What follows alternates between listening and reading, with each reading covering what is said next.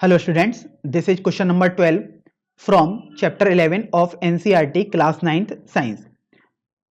We are given that can there be displacement of an object in the absence of any force acting on it? Think and discuss this question with your friends and teacher. तो आपसे बोला गया है कि क्या किसी force के absence में भी कोई डिस्प्लेसमेंट हो सकता है? तो यस इट इज ट्रू, हाँ ऐसा बिल्कुल हो सकता है।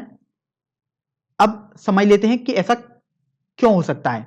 तो देखिए हम जानते हैं F इक्वल टू हमारे पास ma होता है, मैं लिख देता हूं we know that F equal to ma।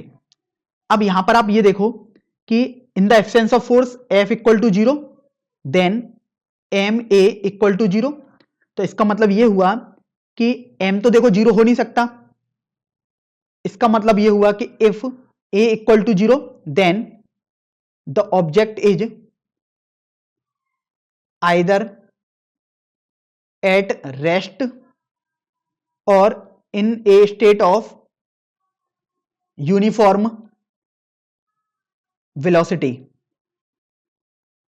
तो इसका मतलब ये हुआ कि अगर हम एग्जांपल के थ्रू देखना चाहें तो अगर हमारा कोई ऑब्जेक्ट किसी स्ट्रेट लाइन में मूव कर रहा है तो देयर मस्ट बी डिस्प्लेसमेंट।